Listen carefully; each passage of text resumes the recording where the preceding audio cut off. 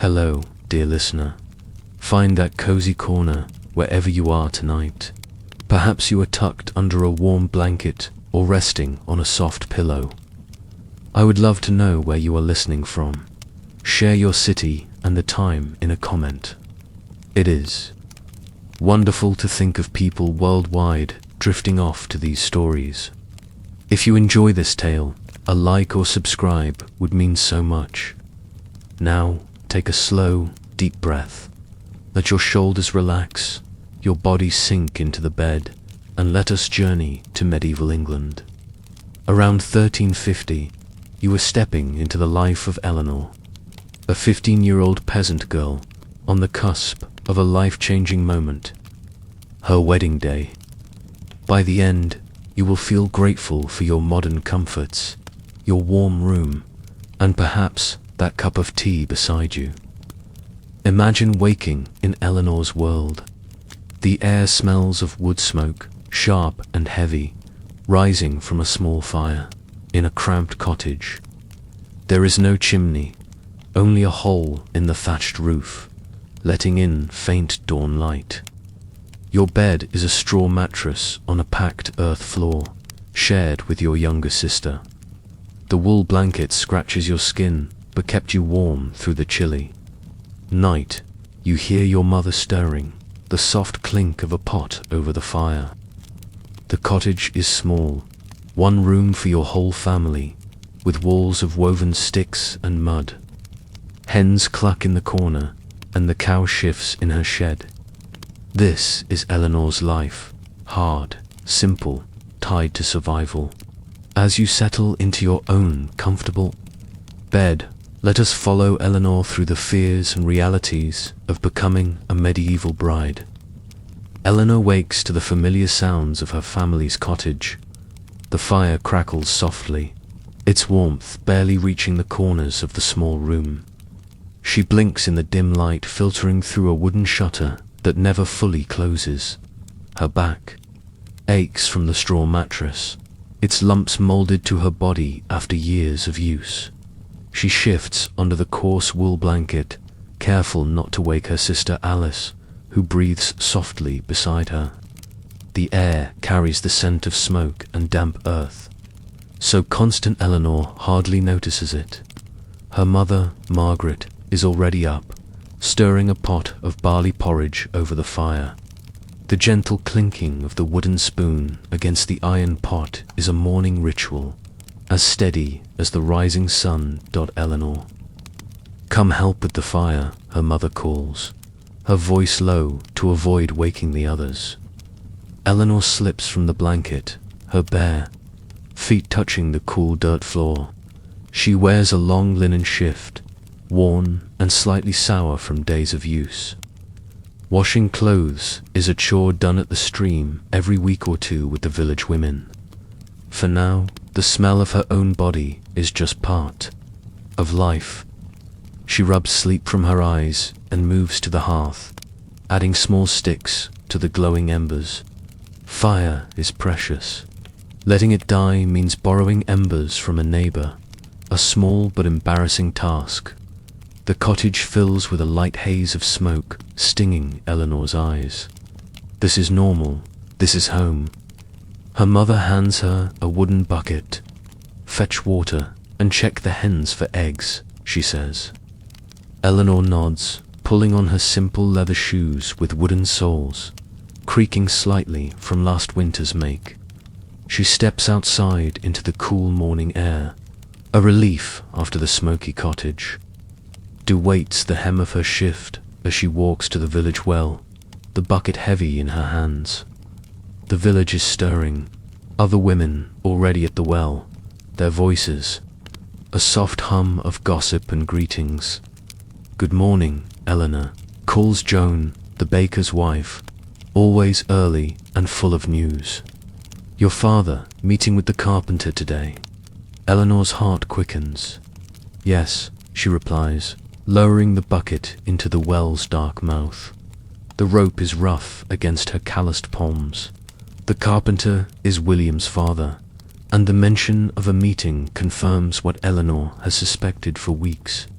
Her marriage is being arranged.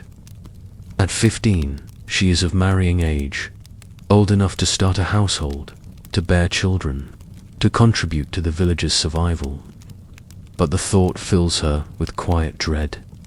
She knows William, the carpenter's son, only from brief encounters at church or market. He is 17, broad-shouldered, with hands rough from his trade. He seems kind enough, but what does that mean in a marriage? Eleanor pulls up the bucket, water sloshing slightly, and heads back to the cottage, her mind heavy with questions.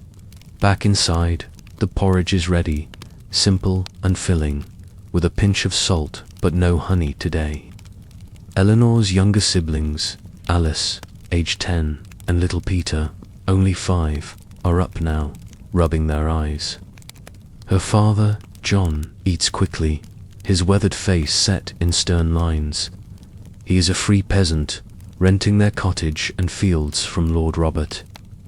The manor lord, unlike serfs, bound to the land, Eleanor's family has some freedom, but life is dictated by seasons, the church, and the Lord's demands. As they eat from wooden bowls with carved spoons, Eleanor's mother breaks the silence. "Eleanor, your father and I spoke with William's parents last night. The priest agrees. You will wed William before the harvest." The words land like a stone in Eleanor's chest. She knew this was coming, but hearing it aloud makes it real. She stares at her porridge, the steam rising in faint wisps. Marriage is not a choice for most peasant girls. It is a necessity, a contract between families to secure land, labor, or alliances. Eleanor's family needs the carpenter's goodwill. William's family needs a strong wife to manage a household. Romance, if it comes, is a hope for later, not a reason for marriage. Eleanor feels her mother's eyes on her, steady and practical. "It is a good match," Margaret says. "William is skilled. His family is respected. You will have a roof, food, a place in the village." Eleanor nods, her throat tight. She wants to ask what William is like, whether he laughs easily, whether he will be gentle, but such questions feel childish. Her mother's words are not unkind, but they carry the weight of survival. A good match means stability, not love. Eleanor thinks of stories from the well, tales of brides married to strangers, of husbands who were kind or cruel, of wedding nights that left girls trembling. The uncertainty gnaws at her. What if William expects too much? What if she fails as a wife?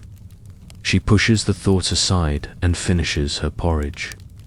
There is work to do.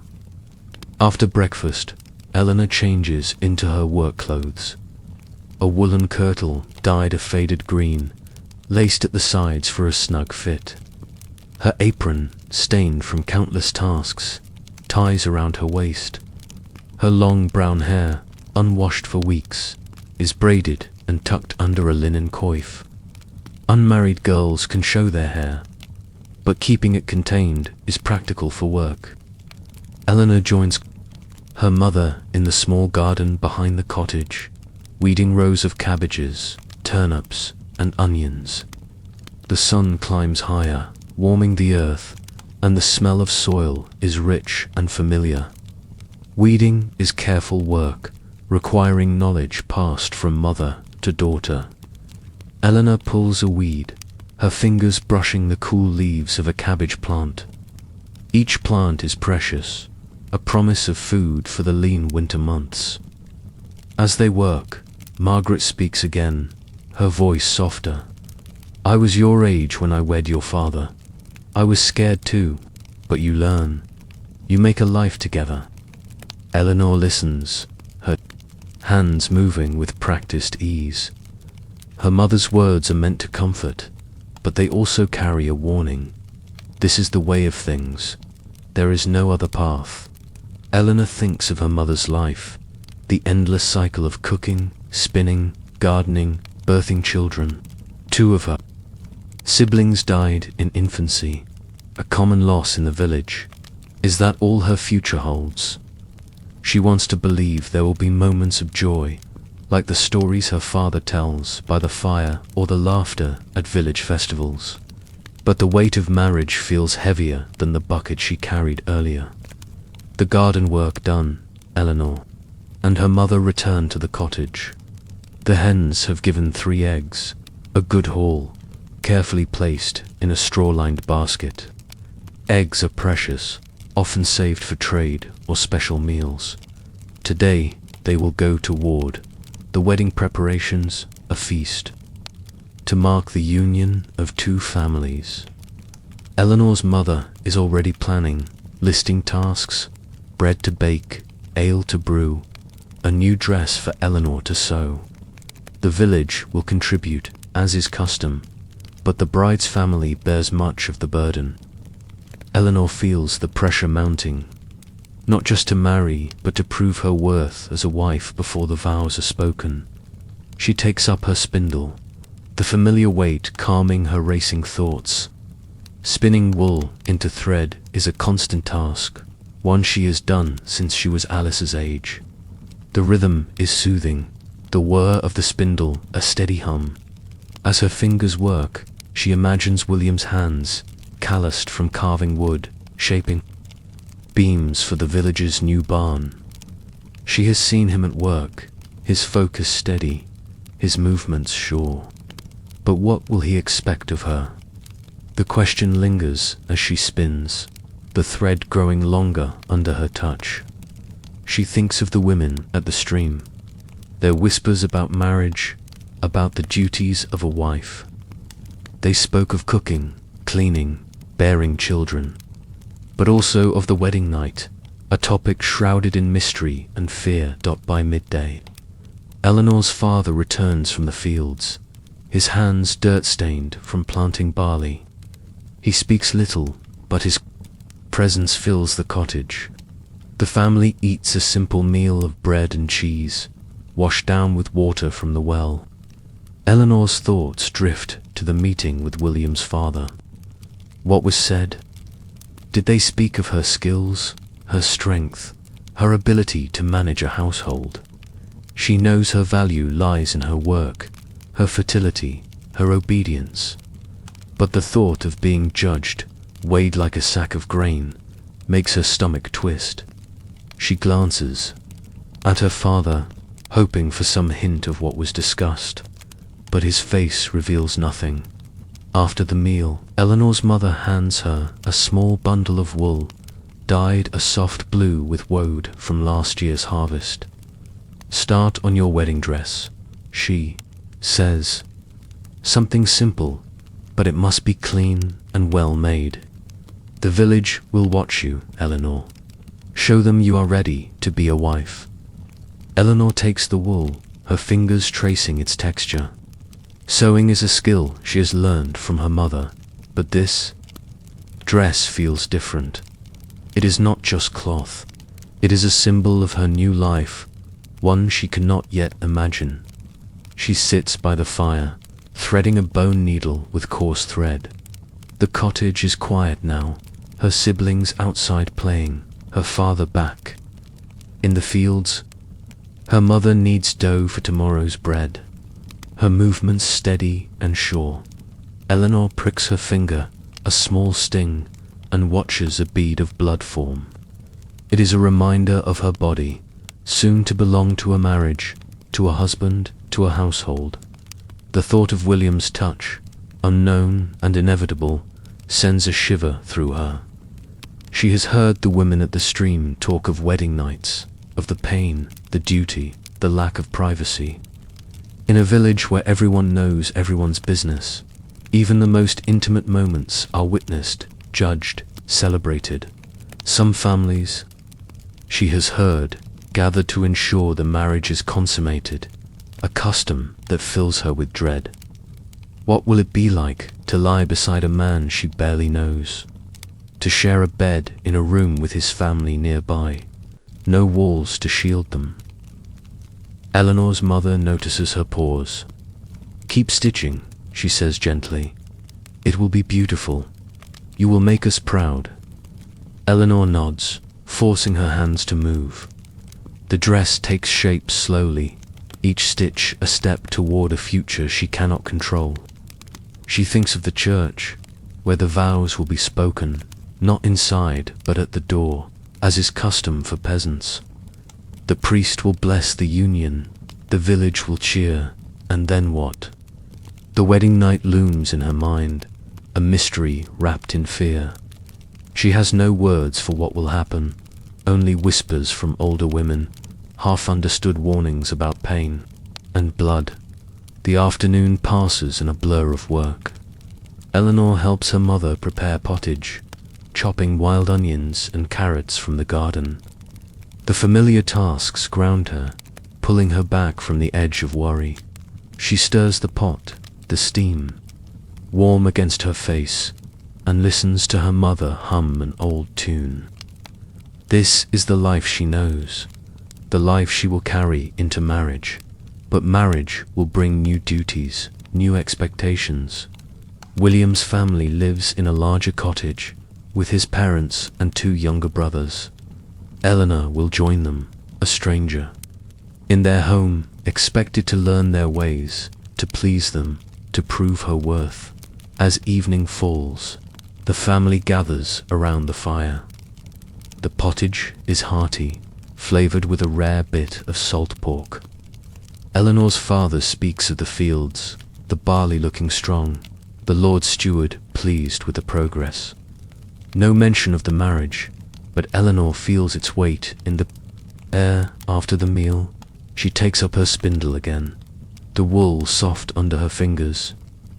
Her mother watches her, a rare softness in her eyes. "You will be a good wife, Eleanor," she says. "Learn his ways, work hard, and the rest will come." Eleanor wants to believe her. She wants to believe that William will be kind, that their life together will hold moments of warmth like the fire before her now. But the uncertainty remains, a shadow at the edge of her thoughts. She imagines the wedding day, the village watching, the night that follows. The women at the well spoke of duty, of submitting to a husband's will, of the pain that comes with fulfilling that duty. Eleanor has seen animals mate, has helped with births in the village, but human intimacy is a mystery.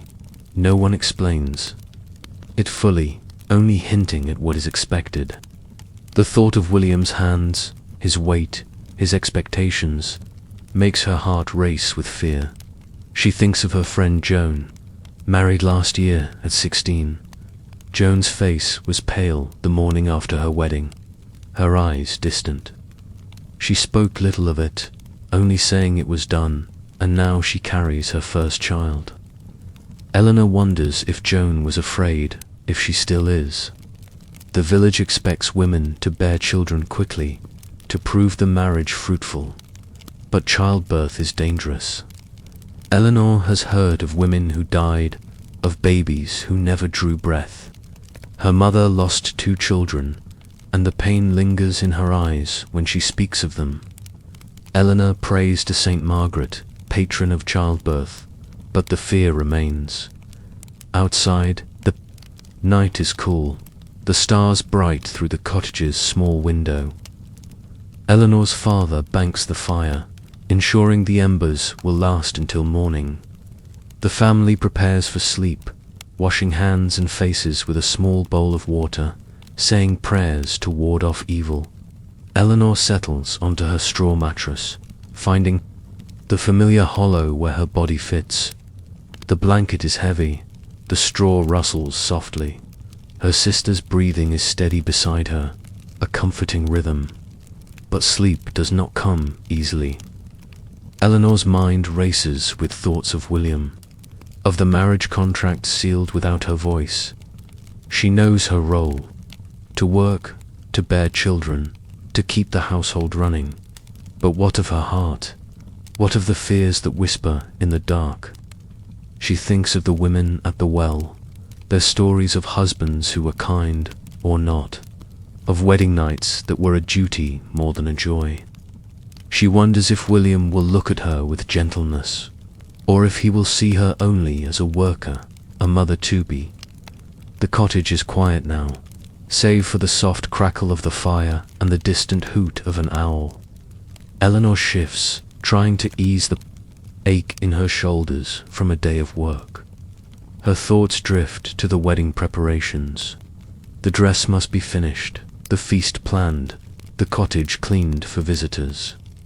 The village will gather, not just to celebrate, but to judge. A bride must show her skills, her readiness to take on a household. Eleanor has seen weddings where the bride's bread was praised, or her weaving admired, earning her family's pride. But she has also heard of brides who faltered, whose bread was dense, whose stitches uneven, and the whispers that followed. She wants to make her family proud, to show the village she is capable. But the weight of expectation feels heavy, like the bucket she carried to the well. Eleanor thinks of William, trying to picture his face clearly.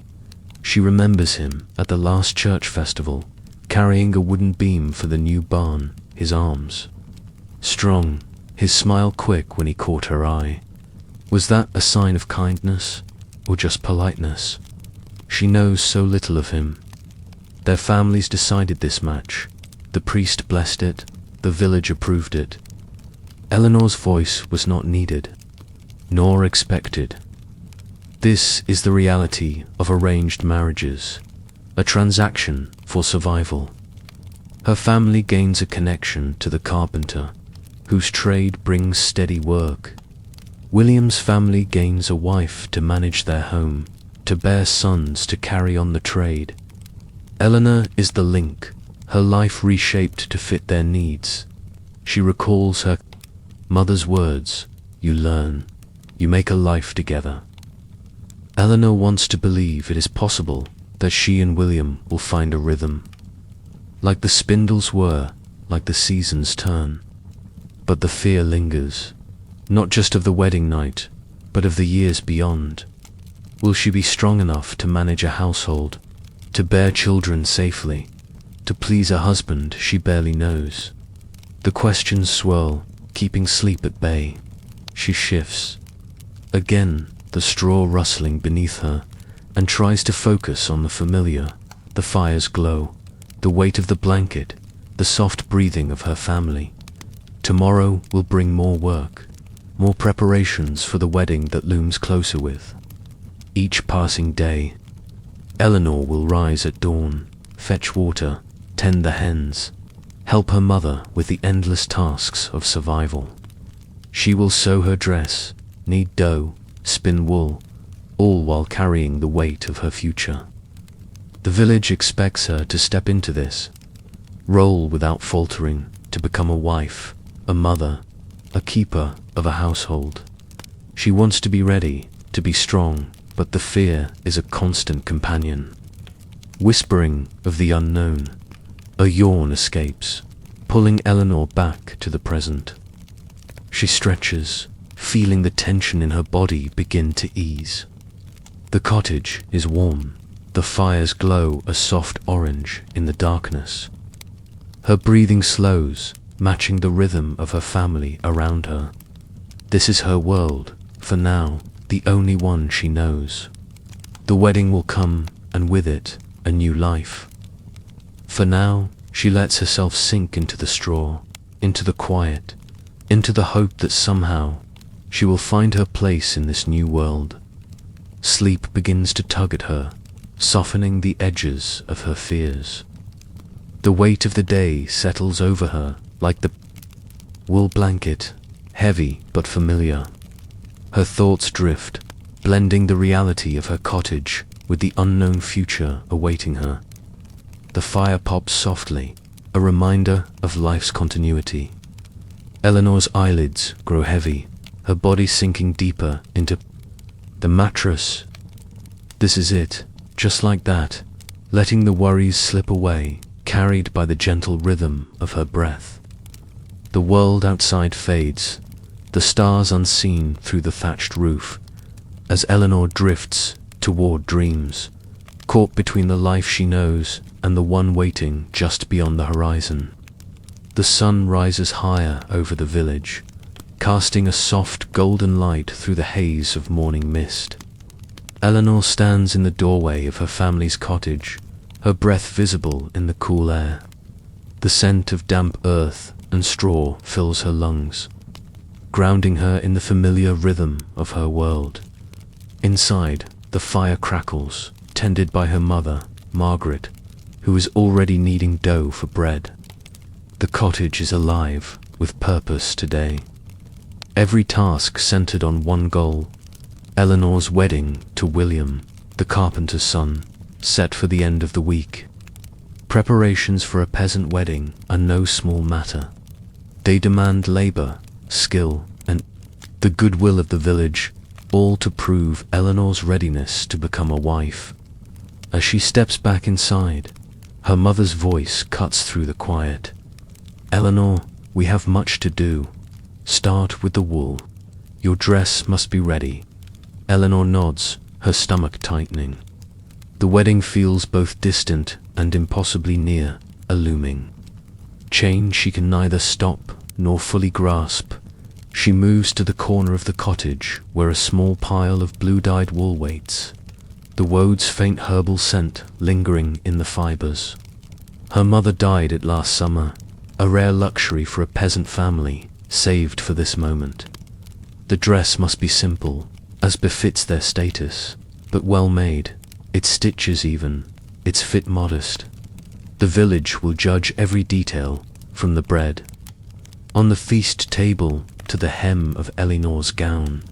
She sits by the fire, the warmth easing the chill in her fingers, and threads a bone needle with coarse linen thread. Her hands tremble slightly, not from cold, but from the weight of what the dress represents. Each stitch is a step toward a new life, one where she will leave this cottage, her family, her childhood. The needle pricks her finger, a sharp sting, and a bead of blood wells up. Eleanor wipes it on her apron, already stained from years of work she has sewn before, mending her father's tunic or patching Alice's kirtle. But this task feels heavier. Her mother watches, her eyes sharp but not unkind. "Keep your stitches small," Margaret says. "A wife's skill is in the details." Eleanor nods, focusing on the wool, its texture soft yet sturdy under her touch. The fire pops, sending a spark onto the dirt floor, and she sweeps it away with her foot. The cottage is small, one room shared by 5, with a low ceiling blackened by years of smoke. Hens cluck in their corner, and the cow's soft lowing comes from the shed outside. This is the world Eleanor knows, but soon she will belong to another household, another family. Her mother needs dough, her hands strong from years of labor. "We need bread for the feast," she says, "and ale." Joan promised to help with the brewing. Eleanor listens, her needle moving steadily now. The feast is a village effort, a custom that binds families together. Neighbors will bring cheese, dried apples, or a jug of ale. But Eleanor's family must provide the heart of the meal. Bread, thick and hearty, is the centerpiece, baked in the communal oven by the church. Eleanor will help knead and shape the loaves, a task she has done since childhood. But this time, the bread will be scrutinized, its texture a measure of her worth as a bride. She thinks of the last wedding she attended for her friend Joan. The bread was praised, golden and crusty, and Joan's mother beamed with pride.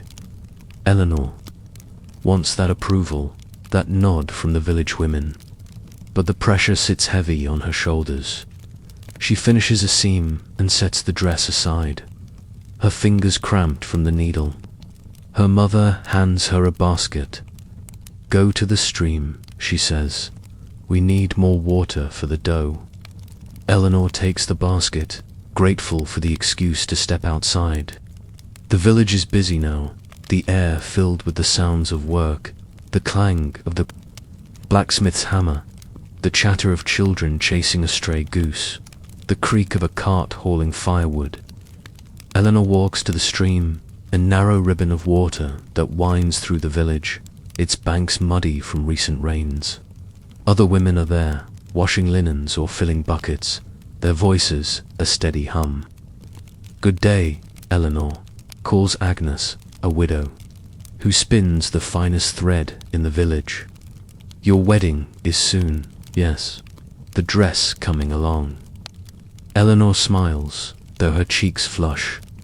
"Nearly done," she says, dipping her bucket into the stream. The water is cold, numbing her fingers as it splashes over the rim. Agnes nods, her eyes kind but searching. "A good dress shows a good wife," she says. "Make it neat, child." Eleanor nods, the words echoing her mother's. She knows the village watches, not just out of curiosity, but to ensure the marriage strengthens. The community, a weak wife, one who cannot sew or cook or manage a household, is a burden.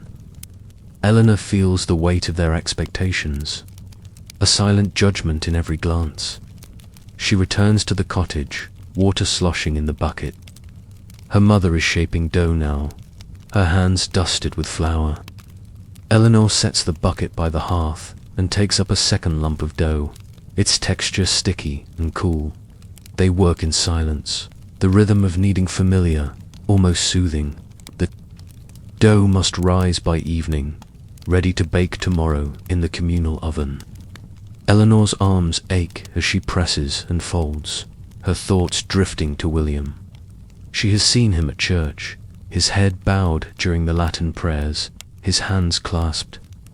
Tightly does he feel the same weight she does. Does he lie awake, wondering about her, about the life they will share? She wants to ask someone, anyone, but the question feels too personal, too vulnerable.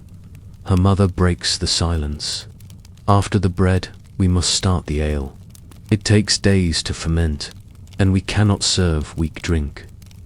Eleanor nods, though brewing is her least favorite task.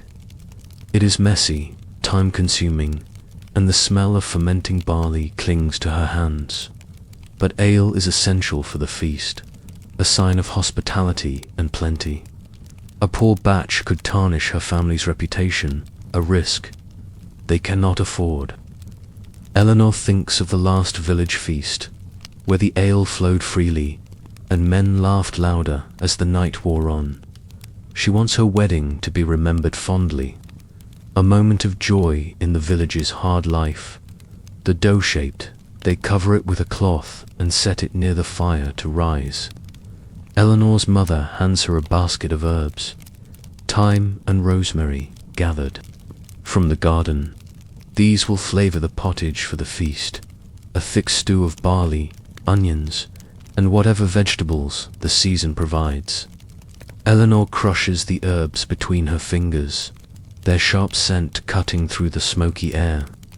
She imagines the feast, the long table set outside the church, the village gathered under the open sky. Her dress will be finished by then, her bread baked, her ale poured. But the thought of standing before everyone, of being the bride, makes her heart race. She is not just preparing food or clothing. She is preparing herself, her worth laid bare for all to see. Eleanor returns to her sewing, the blue wool soft under her fingers. The dress is taking shape, a simple tunic with long sleeves, modest but carefully crafted. She adds a small flourish, a line of tiny stitches along the neckline, a touch of pride in her work. Her mother notices, nodding slightly. "Good," she says. It shows care. Eleanor feels a flicker of warmth, a rare moment of approval. But the warmth fades as she thinks of the days ahead. The dress is only one part of the preparations. There is the feast, the cleaning of the cottage, the weaving of a gift for William's family. Each task is a test, a chance to prove she is ready to be a wife. By midday, the cottage is warm, the fire stoked to keep the dough rising. Eleanor's father, John, returns from the fields, his boots caked with mud. He eats quickly, a chunk of bread and a slice of cheese, then heads back to his work. The harvest is near, and every man in the village is needed in the fields. Eleanor feels the absence of his presence, the quiet strength he brings to the cottage. He has said little about the wedding, but she knows he approves. The match with William's family strengthens their ties to the carpenter, whose trade is vital to the village. Eleanor wonders if her father was nervous before his own wedding, but she cannot imagine asking him. Men do not speak of such things. Her mother sends her to the garden again, this time to gather onions and carrots for the pottage. The garden is small, carefully tended, its rows of vegetables a lifeline for the family. Eleanor kneels in the dirt, her hands pulling onions from the earth, their sharp smell making her eyes water. She thinks of her mother, who taught her to plant, to weed, to harvest. These skills will go with her to William's household, where she will tend a new garden, cook new meals, learn new rhythms. The thought is daunting, but also a small comfort. She knows this work, knows her hands are capable, but can they carry the weight of a new life? Back in the cottage, Eleanor chops the vegetables, her knife worn but sharp. The onions sting her eyes, and she wipes them with the back of her hand. Her mother is grinding barley now, preparing for the ale. The process is familiar. Soak the barley, let it sprout, dry it over the fire, then grind it into malt. Eleanor will help with the brewing tomorrow, stirring the heavy mixture, straining it through cloth. The work is hard, her arms already tired from kneading, but she knows it must be done. A good wife provides ale, just as she provides bread, warmth, children. Eleanor feels the expectations piling up, each task a brick in the wall of her new role. She thinks of William's family, whom she barely knows. His mother, Beatrice, is a stern woman, her face lined from years of work. Eleanor has seen her at the market, bartering for salt or cloth, her voice firm but fair. Will Beatrice welcome her or see her as an outsider? William's younger brothers, Thomas and Simon, are noisy, always running through the village, their laughter echoing. Eleanor wonders if they will tease her, or if they will accept her as a sister. The carpenter's cottage is larger than her own, with 2 rooms and a loft for sleeping. It is a sign of their status, their trade bringing more wealth than her. Families, farming, but a larger home means more work, more surfaces to clean, more mouths to feed. Eleanor's mother interrupts her thoughts. We need to weave a gift for William's family, she says. A blanket, perhaps, or a length of cloth. It shows respect. Eleanor nods, though her heart sinks. Weaving is time-consuming, and her loom is old, its frame creaking with every pass of the shuttle, but a gift is expected, a token of goodwill from the bride's family. Eleanor imagines presenting the cloth to Beatrice, her hands shaking as she offers it. Will it be enough? Will it show she is worthy of joining their household? She pushes the thought aside and focuses on the vegetables, their colors bright against the wooden table. The afternoon stretches on, filled with small tasks. Eleanor sweeps the cottage floor, the packed earth smooth under her broom of bound twigs. She feeds the hens, scattering grain from a small sack, their eager pecking a familiar sight. She checks the cow, ensuring her water trough is full, her udder healthy for milking tomorrow. Each task is part of the rhythm of her life, but today they feel heavier, each one tied to the wedding. She imagines William's cottage, its own routines, its own demands. Will she fit there, her hands finding new tasks, her heart finding a place? As evening nears, the village grows quieter, the day's work winding down. Eleanor and her mother finish the pottage, its rich smell filling the cottage. They eat with the family, gathered around the fire, the meal simple but warm. Father speaks of the fields, the barley nearly ready for harvest. Her siblings chatter, Alice asking about the wedding, Peter too young to understand. Eleanor smiles at their questions, but her thoughts are elsewhere. She thinks of the dress, half finished, waiting by the fire. She thinks of the feast, the ale, the gift, all the work still to come. And she thinks of William, his face a vague shape in her mind, his voice unknown. After supper, Eleanor returns to her sewing. The fire is low now, casting long shadows across. The room her mother sits across from her, spinning wool. The spindles hum, a steady companion. "You are doing well," Margaret says, her voice soft. "The dress will be fine." Eleanor feels a flicker of pride, but it is quickly swallowed by doubt. What if the stitches are not perfect? What if the village finds fault? She knows these fears are part of the preparation, just as much as the bread or the ale. A bride must be ready, not just in her tasks, but in her heart.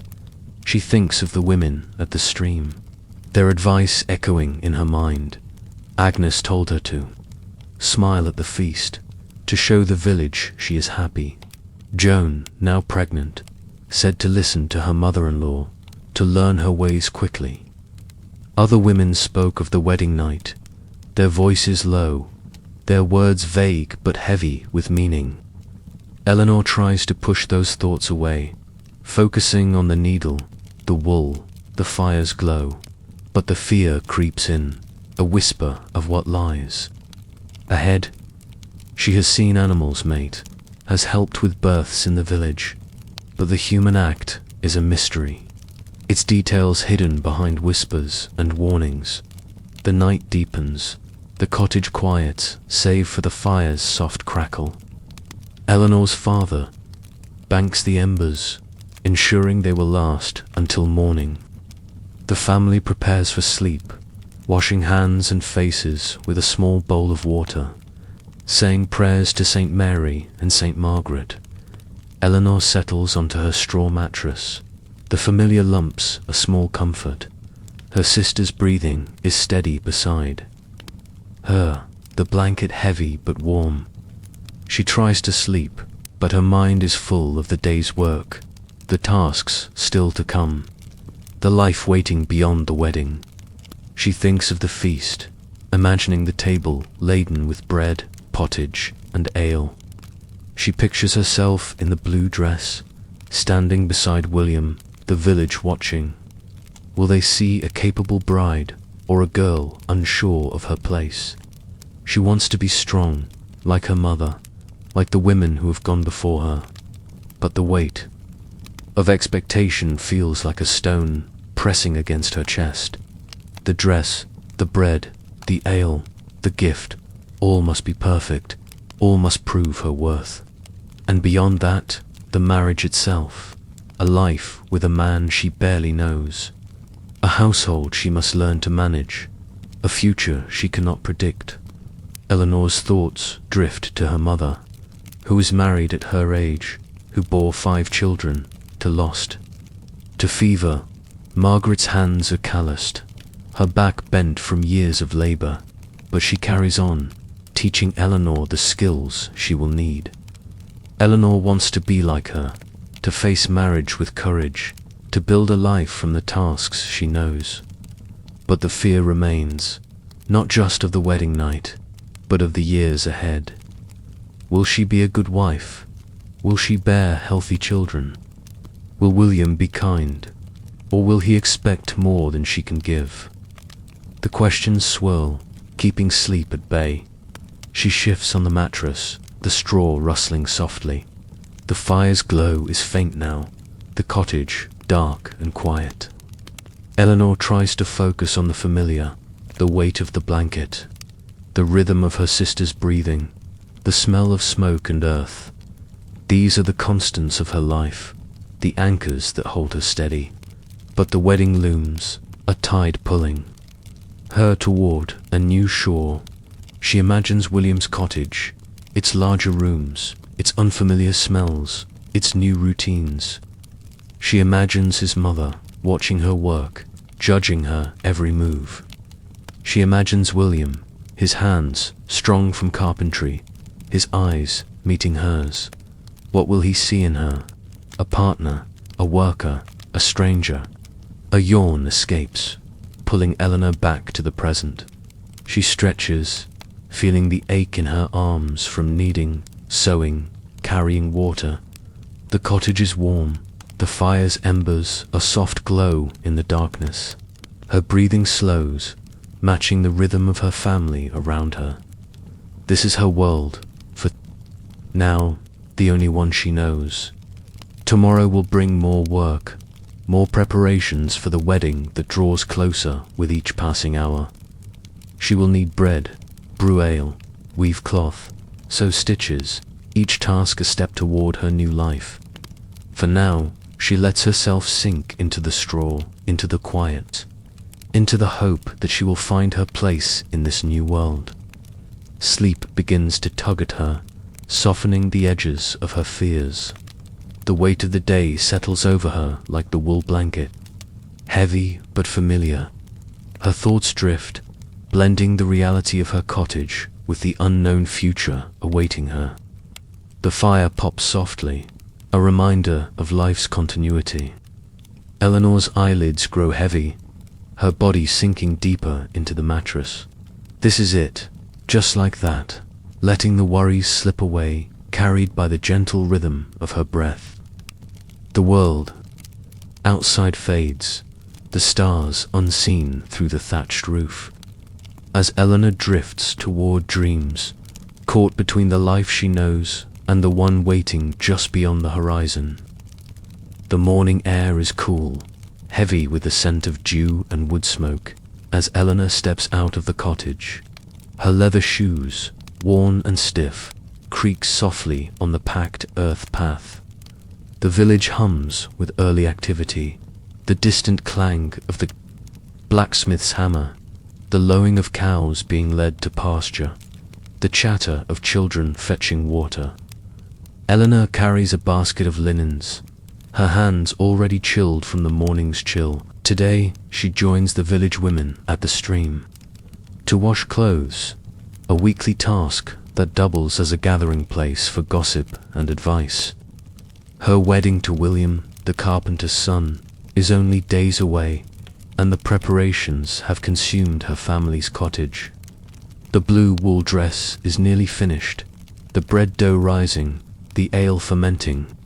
But beneath the tasks, a deeper fear grows, one Eleanor can barely name. The wedding night looms in her mind, a shadow cast by whispers and half-spoken warnings from the women around her. She reaches the stream, its water clear and cold, rippling over smooth stones. The other women are already there, their skirts tucked up, their hands red from scrubbing. Agnes, the widow with sharp eyes and a kind voice, kneels by the bank, beating a tunic against a flat rock.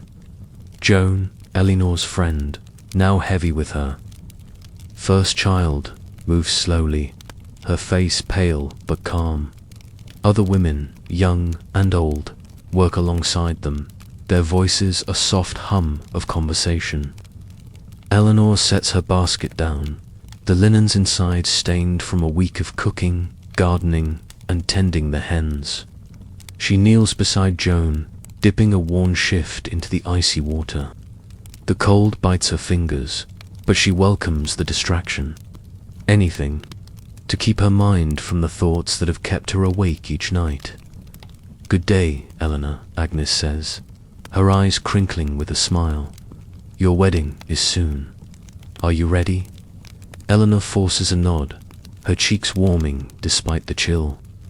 The dress is nearly done, she says, scrubbing the shift against a stone. Agnes nods, her hands never pausing. A good dress is important, but a strong heart is more so. You will need it, child. The words are kind, but they carry a weight that makes Eleanor's stomach twist. She knows Agnes speaks of more than sewing or cooking. The older women often talk in riddles, their advice laced with meaning Eleanor struggles to grasp. She glances at Joan, hoping for clarity, but Joan's eyes are fixed on her own washing. Her lips pressed tight. The women's chatter shifts, as it often does, to the coming wedding. They speak of the feast, the ale, the priest's blessings. But as the morning wears on, their voices lower, and the topic turns to the wedding night. Eleanor's ears prick, though she keeps her eyes on the linen, her hands moving mechanically. Agnes speaks first, her voice soft but clear. My wedding night was a blur, she says. The village crowded around, singing and jesting. No privacy, not for us peasants. Eleanor's heart quickens. She has heard of the bedding ceremony, a custom where the village witnesses the couple's entry to the marriage bed. The thought of neighbors, even family, gathered outside the door, laughing or shouting, makes her skin prickle. She wants to ask more, but shame seals her lips. Joan speaks next, her voice barely above a whisper. It hurts, at first, she says, her hands pausing in the water. But you do your duty. It gets easier. Eleanor's face burns, and she focuses on the shift, scrubbing harder than necessary. Duty, the word hangs heavy, a reminder of what marriage demands. She knows little of what happens between husband and wife, only fragments from overheard conversations, animal matings, and the births she has helped with. The women at the stream never speak plainly, their words veiled in warnings or laughter. Pain, duty, submission, these are the threads woven into their stories.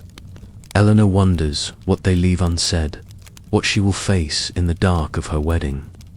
Night, the stream babbles, a soothing counterpoint to the women's voices. Eleanor's hands move slower now, the cold numbing her fingers.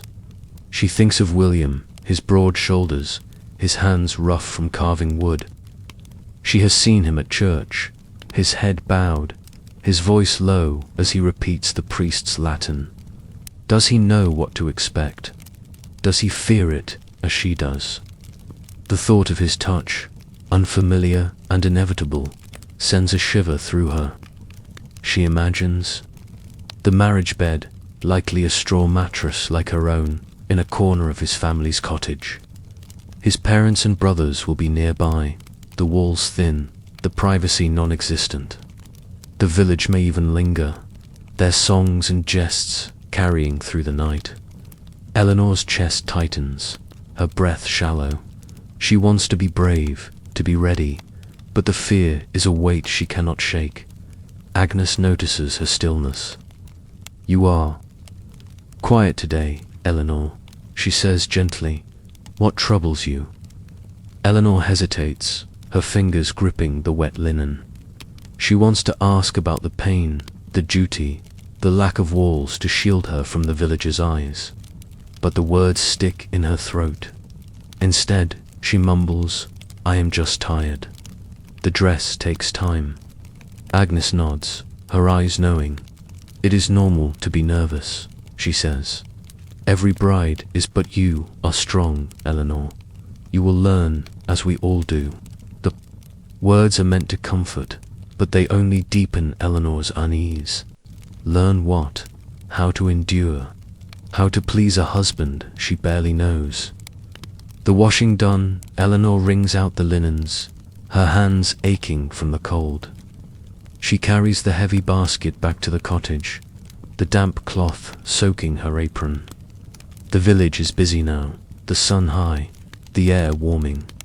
She passes the church, its stone walls cool in the shade, and hears the priest chanting inside.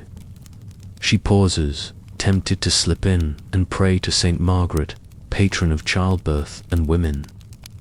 The wedding night is not just about pain or duty, it is about what follows. A wife must bear children, quickly and often, to prove the marriage fruitful. Eleanor has seen the village women, their bellies swollen, their faces weary from labor and loss. Her mother lost 2 children to fever, their small graves marked by stones in the churchyard. The thought of childbirth, so closely tied to the wedding night, adds another layer to Eleanor's fear. Back at the cottage, her mother is tending the fire, the air thick with the smell of baking bread.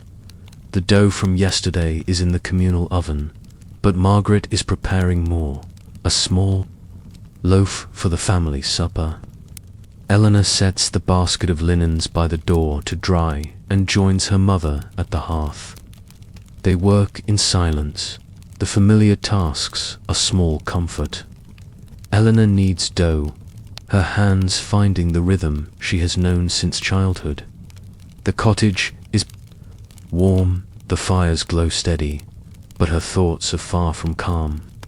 She thinks of the women's words at the stream, their talk of pain and duty. She thinks of Joan, pale and quiet, her pregnancy a visible reminder of what marriage demands. Margaret breaks the silence. "You were long at the stream," she says, her voice calm but probing. "What did the women say?" Eleanor hesitates, her hands pausing in the dough. "They spoke of the wedding," she says, and the night after. Her mother's eyes meet hers, steady and unreadable.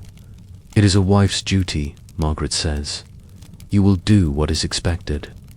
It is not so hard once you know it." The words are practical, like everything her mother says, but they offer little comfort. Eleanor wants to ask more, to understand what her mother endured, what she felt on her own wedding night. But the question feels too bold, too intimate. Instead, she focuses on the dough, pressing and folding, her arms strong from years of work. She thinks of her mother's life, married at 15, bearing 5 children, 2 buried before their first year. Margaret's hands are calloused, her back bent, but she carries on, her strength a quiet force in the cottage. Eleanor wants to be like her, to face her fears with the same resolve. But the wedding night is a mystery, its details hidden behind whispers and expectations. She knows it is not just about pain or duty, but about proving her worth, not just to William, but to his family, to the village, to the church. A marriage must be consummated, the priest says, to be valid in God's eyes. The village will expect it, some even lingering to ensure it is done. Eleanor's thoughts drift to the bedding ceremony, a custom she has heard of but never seen.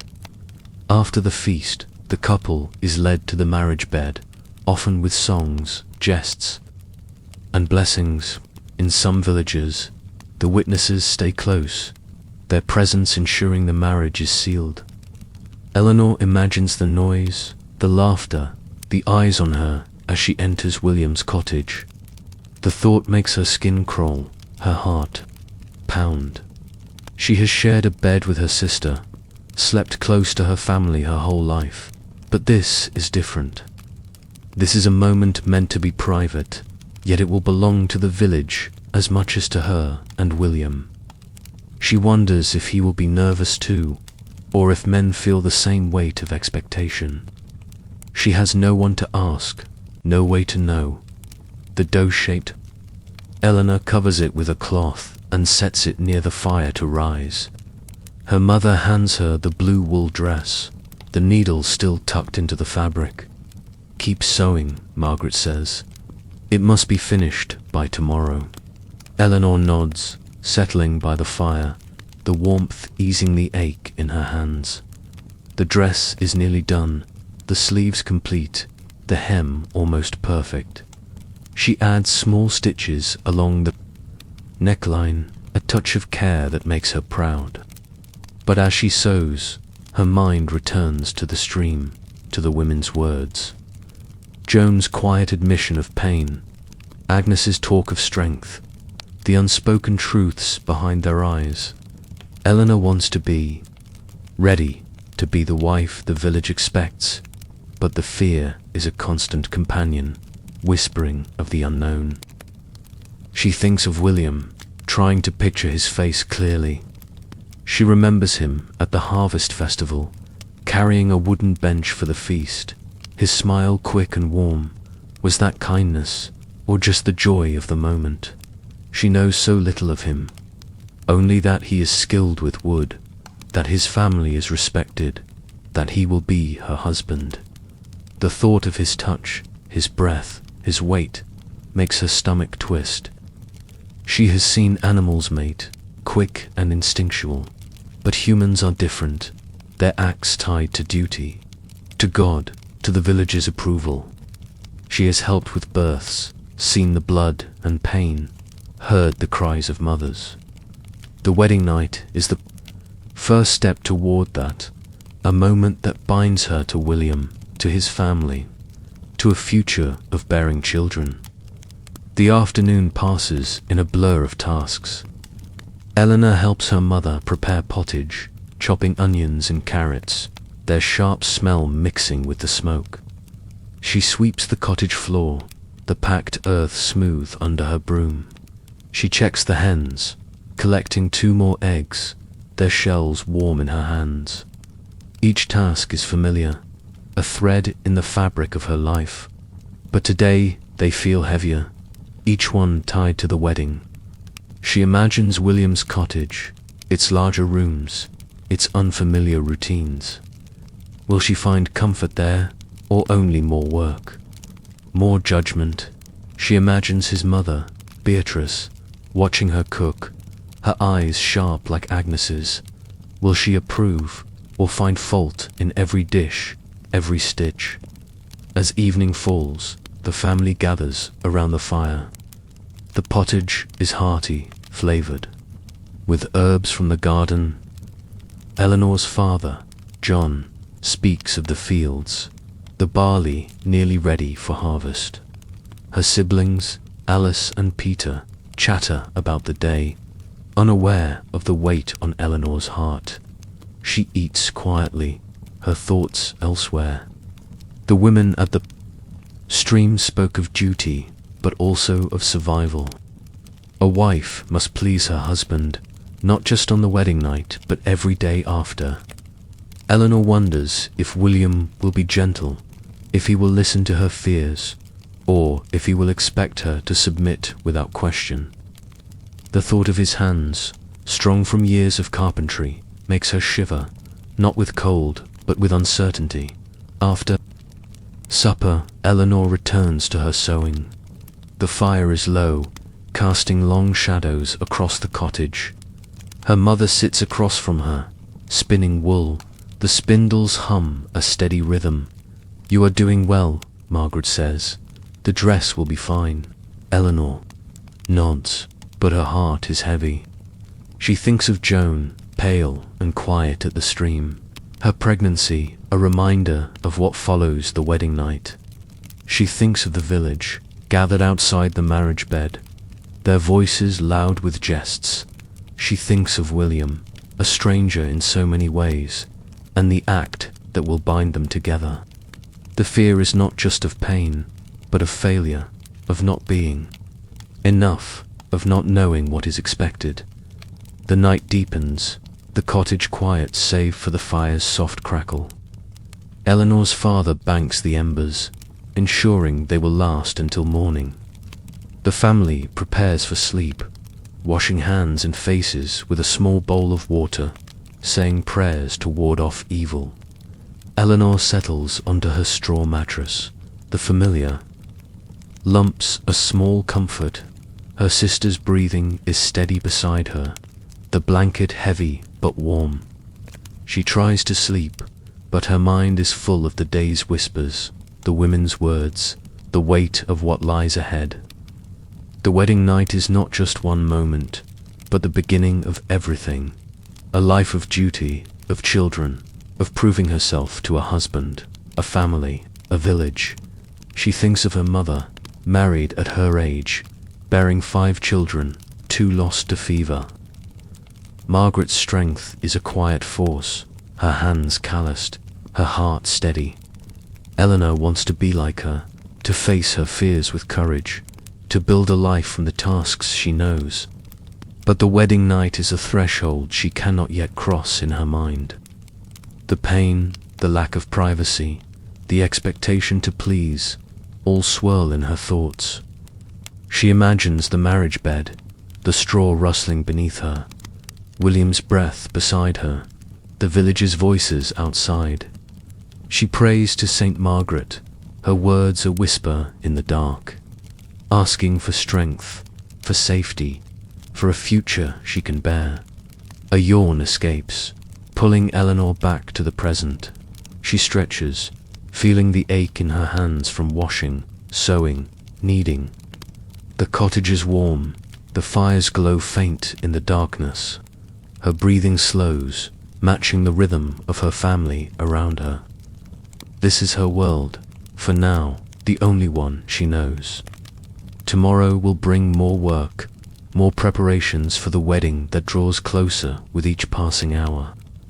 She will sew the final stitches, help with the ale, pray for courage. For now, she lets herself sink into the straw, into the quiet, into the hope that she will find her place in this new life. Sleep begins to tug at her, softening the edges of her fears. The weight of the day settles over her like the wool blanket, heavy but familiar.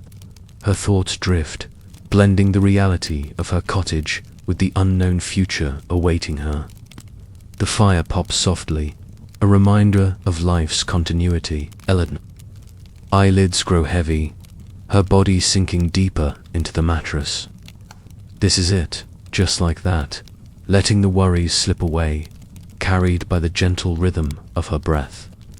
The world outside fades, the stars unseen through the thatched roof, as Eleanor drifts toward dreams, caught between the life she knows and the one waiting just beyond the horizon. The morning of Eleanor's wedding dawns clear and crisp, the air sharp with the scent of autumn leaves and wood smoke. She wakes to the soft clucking of hens in the corner of the cottage, their familiar chatter mingling with the crackle of the fire. Her straw mattress, shared with her sister Alice, feels lumpier than usual, as if it knows this is her last morning in her childhood home. The wool blanket scratches her skin, but its warmth is a comfort against the chill. Eleanor lies, still for a moment, her heart heavy with a mix of anticipation and dread. Today, she will marry William, the carpenter's son, in a ceremony that binds her to a new life. The village is already stirring outside, the sounds of preparation drifting through the cottage's wooden shutter, a cart creaking, voices calling. The distant toll of the church bell. Eleanor rises, her bare feet touching the cool dirt floor. Her mother, Margaret, is at the hearth, stirring a pot of porridge, her movements steady and sure. The cottage smells of smoke and barley, a familiar blend that grounds Eleanor even as her thoughts race. Her blue wool dress, finished just yesterday, hangs on a peg by the wall. Its stitches small and neat, a testament to her skill. She runs her fingers over the fabric, the woad-dyed wool soft under her touch. The dress is simple, as befits a peasant bride, but it is clean and well made, a symbol of her readiness to become a wife. Yet the sight of it tightens her chest. This is the day she has been preparing for, the day the village has awaited. But it feels like stepping into a fog. The path ahead, unseen. Eat, child, her mother says, handing her a wooden bowl of porridge. You need strength today. Eleanor sits by the fire, the warmth easing the chill in her hands. The porridge is plain, flavored only with a pinch of salt, but it fills her belly. Her younger siblings, Alice and Peter, are awake now, their eyes bright with excitement. Alice, at 10, understands the weight of the day, her chatter full of questions about the feast. Peter, only 5, tugs at Eleanor's sleeve, asking if there will be honeyed bread. Eleanor smiles, though her heart is elsewhere. She thinks of the church, the priest, the vow she will speak before the village. And beyond that, the wedding night, a shadow that lingers despite her efforts to focus on the moment. Her mother helps her dress, lacing the sides of the kirtle, adjusting the linen coif that tucks away Eleanor's braided hair. Unmarried girls wear their hair loose, but today Eleanor's hair is bound, a sign of her new status. The blue dress fits well, its sleeves long, its hem brushing her ankles. Margaret steps back, her eyes softening. You look fine, she says. The village will see a good bride. Eleanor nods, her throat tight. She wants to make her family proud, to show the village she is ready, but the weight of their eyes feels heavy already. She slips on her leather shoes, their wooden soles polished for the occasion, and takes a deep breath. The cottage is warm. The fires glow steady, but outside, the world waits. The walk to the church is short, but it feels like a journey. Eleanor's family joins the village procession, neighbors gathering along the path, their voices bright with greetings.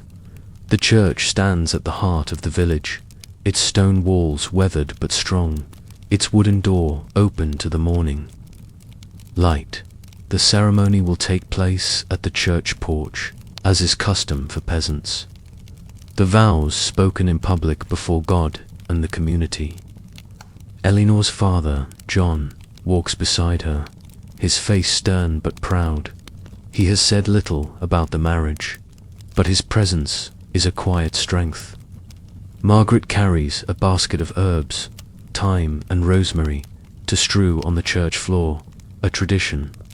To bless the union, Alice and Peter trail behind, their excitement bubbling over, their small hands clutching wildflowers picked from the meadow. The village gathers around the church, their faces familiar yet daunting in their scrutiny. Agnes, the widow from the stream, smiles warmly, her eyes crinkling. Joan, heavy with child, stands with her husband, her hand resting on her belly. Other women, young and old, whisper among themselves, their eyes on Eleanor's dress, her posture, her expression. She feels their gaze, a weight as real as the wool on her shoulders. William is already there, standing by the priest, his broad frame clad in a clean tunic, his hair neatly combed. He looks taller today, his hands clasped tightly, his eyes meeting. Hers for a brief moment. Eleanor's heart skips, a mix of fear and curiosity. Is he nervous too? Does he feel the same weight she does?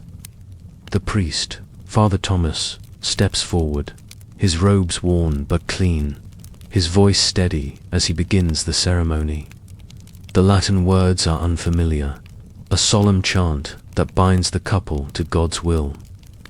Eleanor stands beside William, the church porch, cool under her feet, the scent of herbs rising from the scattered sprigs. The priest speaks of marriage, of duty, of the union blessed by the church. Eleanor listens, her hands clasped, her fingers cold despite the warm day. The vows come quickly, simple promises spoken in English for the village to hear. William speaks first, his voice low but clear, promising to take Eleanor as his wife, to provide and protect. Eleanor repeats the words, her voice softer, trembling. Slightly, I take thee, William, to be my wedded husband. The words feel heavy, a contract sealed before God and the village. The crowd murmurs, a soft ripple of approval. The priest raises his hands, blessing the couple, his Latin prayers a steady drone. Eleanor feels the weight of the moment, the eyes of the village, the presence of William beside her. He is close now, his arm brushing hers, his breath visible in the cool air. She glances at him, catching the line of his jaw, the faint flush on his cheeks. Is he as uncertain as she is? The thought is fleeting, lost in the priest's final blessing. The ceremony is brief, as is custom for peasants, but it marks the end of Eleanor's old life. She is no longer just her father's daughter.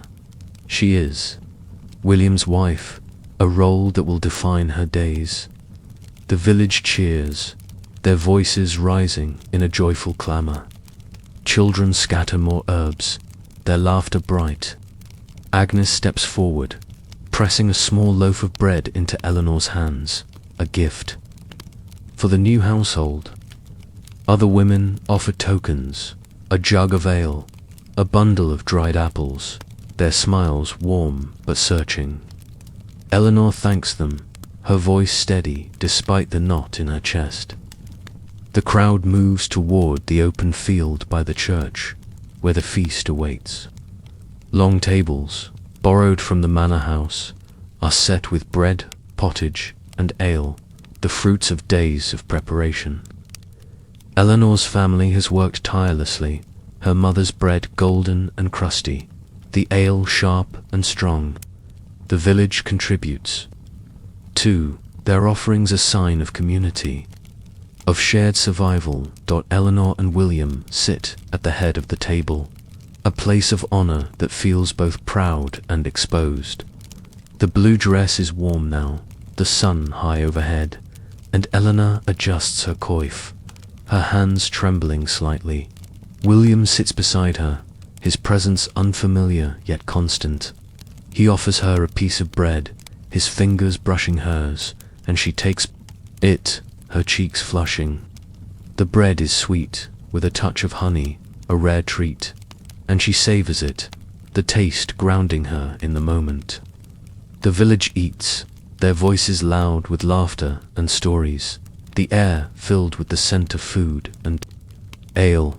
Eleanor tries to smile, to meet their eyes, but the weight of their attention is heavy. She is the bride, the center of the day, and every move is watched. Her mother moves among the guests, ensuring the ale jugs are filled, the bread plentiful. Margaret's face is tired but proud, her hands dusted with flour even now.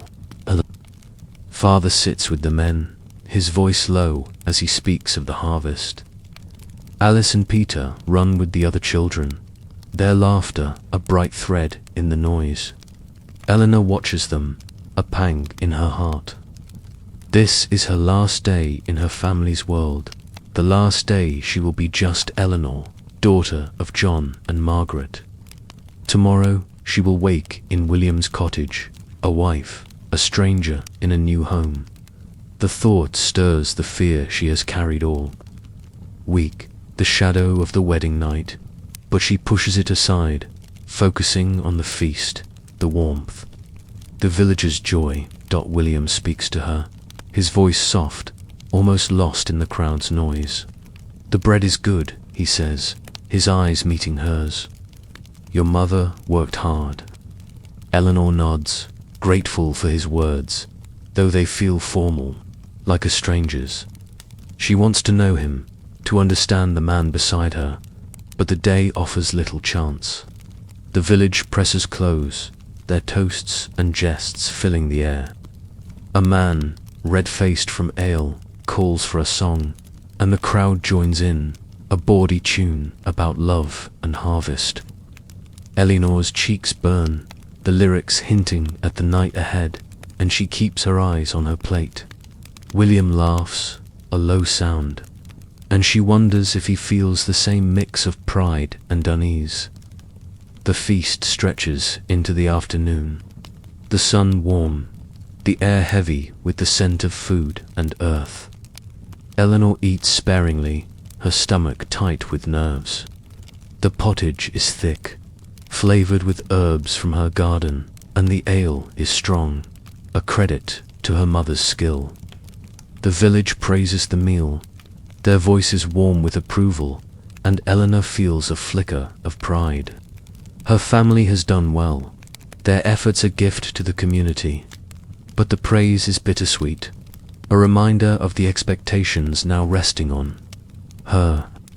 As William's wife, she will cook, brew, and manage a household, her every task judged by his family, by the village, by God. As the sun begins to dip, the crowd grows louder, their toasts bolder. Some of the men, emboldened by ale, begin to jest about the bedding, their voices carrying over the tables. Eleanor's heart races, the fear she has held at bay surging forward. She knows what comes next, the bedding ceremony, a custom she has heard of but never witnessed. The couple will be led to the marriage bed, the village singing and laughing, their presence ensuring the marriage is consummated. The thought of their eyes, their voices, their expectations makes her skin prickle. She glances at William, hoping for reassurance, but his face is turned away.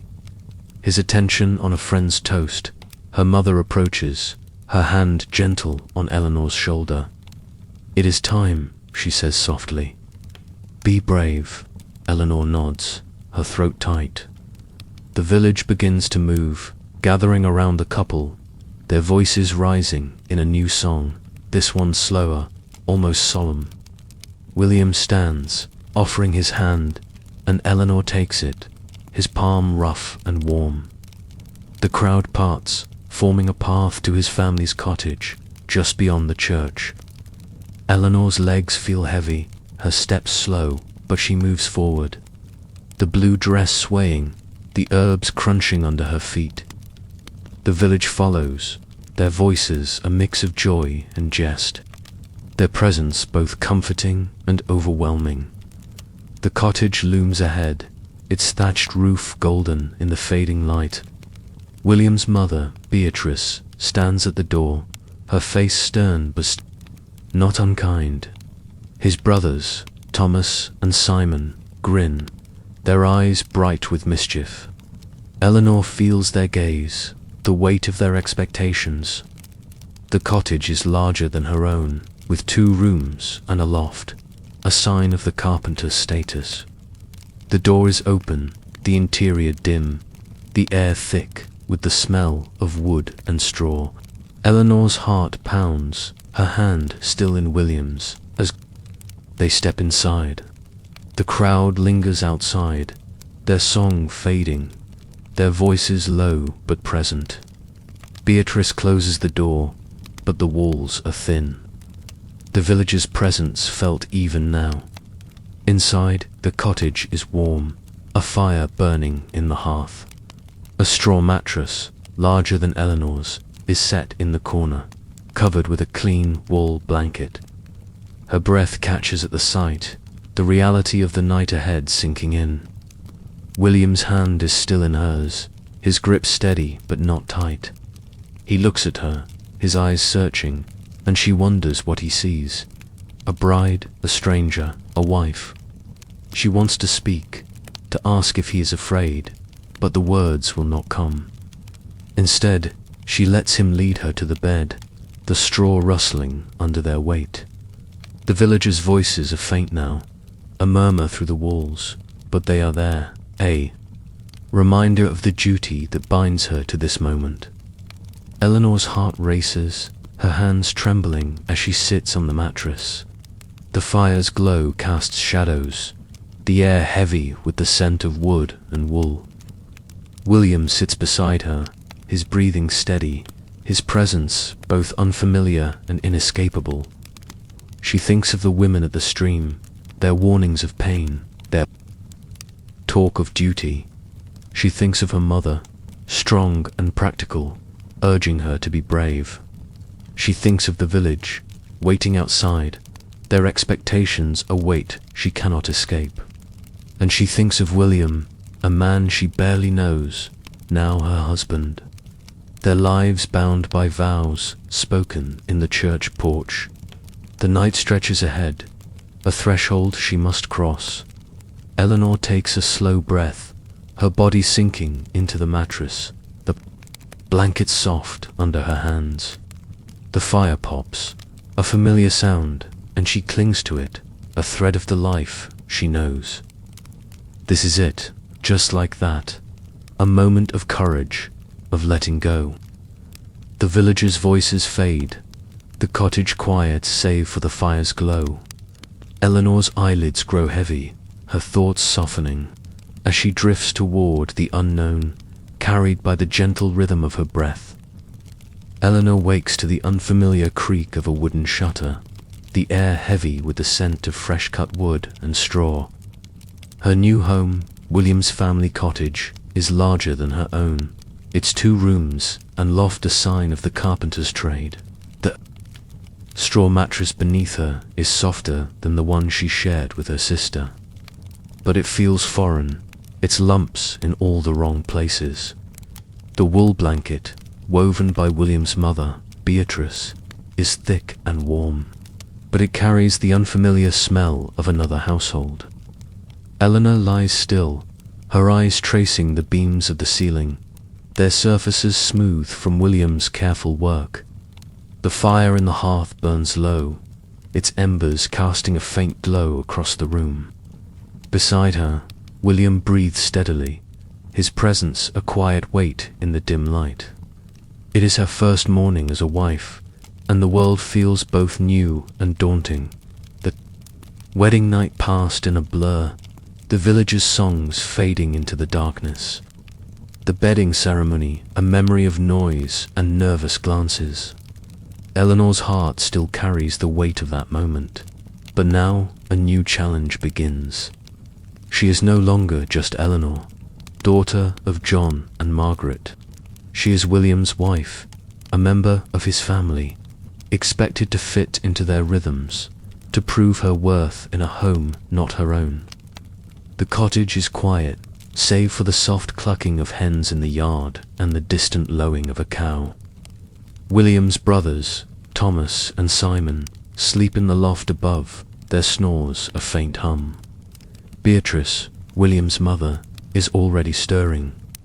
In the next room, the clink of a pot signaling the start of the day. Eleanor takes a slow breath, her hands smoothing the blanket, and rises from the bed.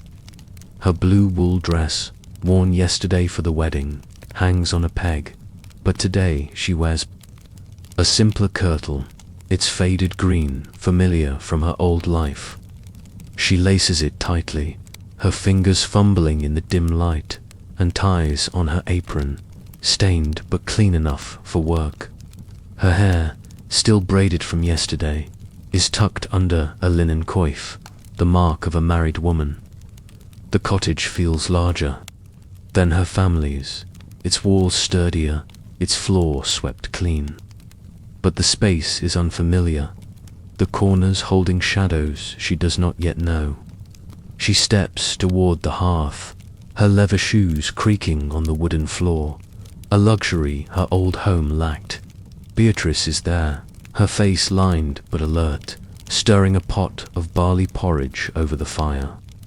"Good morning, Eleanor," she says, her voice firm but not unkind. "Help with the fire. We have much to do." Eleanor nods, her stomach tightening. She adds sticks to the embers, careful to keep the flame steady. Fire is as precious here as in her old home, and she feels Beatrice's eyes on her, judging her every move. The air smells of smoke and barley, but also of wood shavings. A reminder of the carpenter's trade that defines this household. William is a skilled worker, his tools neatly arranged by the wall, their handles worn from use.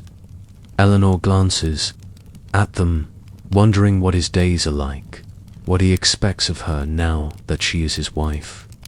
She knows her role: to cook, clean, spin, garden, and one day bear children. But the weight of those tasks feels heavier in this new place, where every action is a test of her worth. Beatrice hands her a wooden spoon. "Stir the porridge," she says, "and check the hens for eggs." Eleanor takes the spoon, its weight familiar, and stirs the pot, the barley thick and steaming. The task is one she knows, but doing it under Beatrice's gaze feels different. She wants to please her new mother-in-law, to show she is capable, but the unfamiliarity of the cottage makes her hands clumsy. She finishes stirring and steps outside. To the yard, the air cool and sharp with the scent of dew. The hens cluck eagerly as she scatters grain, their feathers ruffling in the morning breeze. She finds 3 eggs, their shells warm in her hands, and places them in a straw-lined basket. The task is simple, but it grounds her. A piece of her old life carried into this new one. Back inside, the family gathers for breakfast. William sits across from her, his eyes tired but kind. His brothers, Thomas, 12, and Simon, 9, chatter loudly, their voices filling the cottage. Beatrice serves the porridge, her movements precise, her portions measured. Eleanor eats quietly, the barley warm but plain, her thoughts on the day ahead. She knows the household's rhythm will be different from her family's, its tasks shaped by the carpenter's trade. William and his father, Richard, will spend the day in the workshop, shaping beams for the manor's new barn. Eleanor will work with Beatrice, learning the ways of this home, its garden, its hearth, its expectations.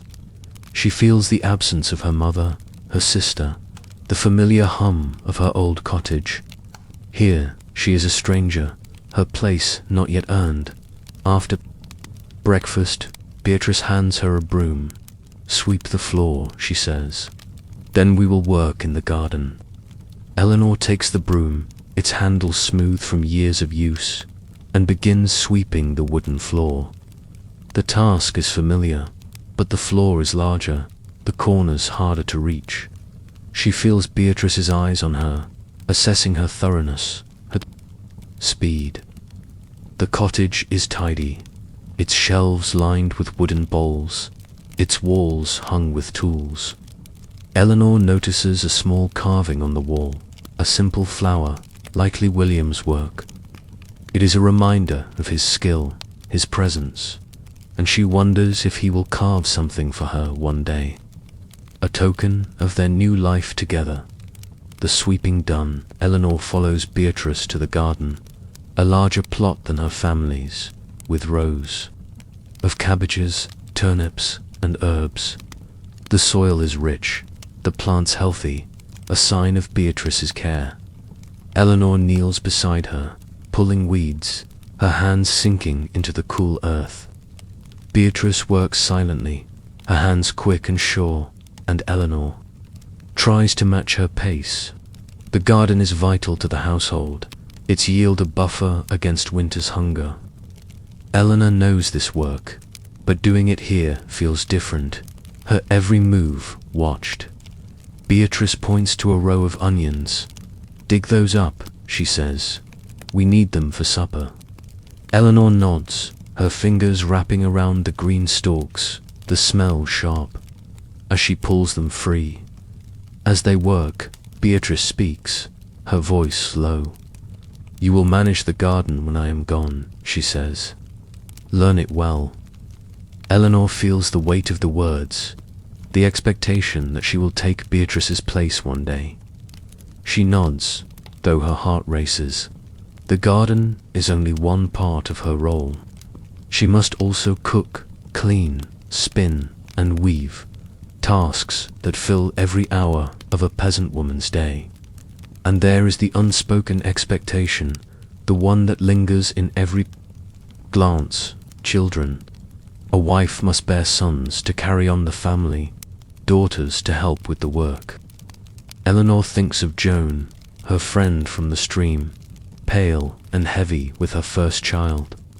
The thought of pregnancy, so soon after the wedding, stirs the fear she has carried all week.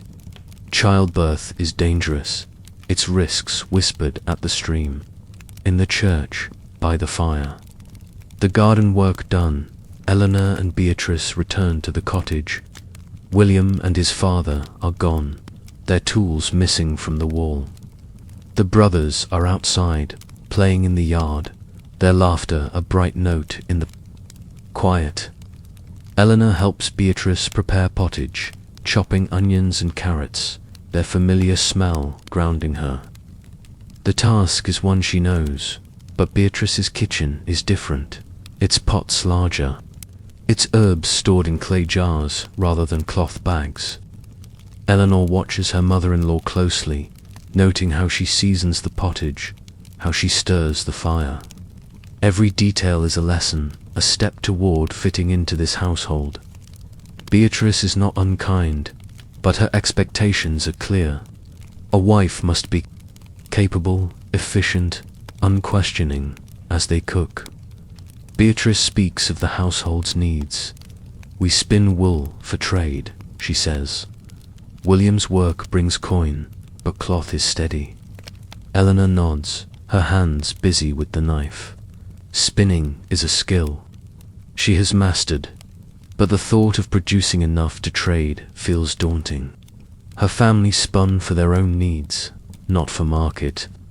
She thinks of her mother's spindle, its familiar weight, and feels a pang of homesickness. Her old life, just across the village, feels far away now, its comforts out of reach. She is here, in this cottage, with new tasks, new eyes watching her. She wants to ask Beatrice about William, about what he expects, but the question feels too bold. Instead, she focuses on the pottage, its steam warm against her face. The afternoon passes, in a blur of tasks.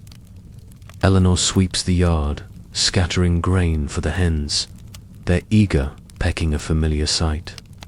She milks the cow, her hands steady on the udder, the warm milk filling a wooden bucket.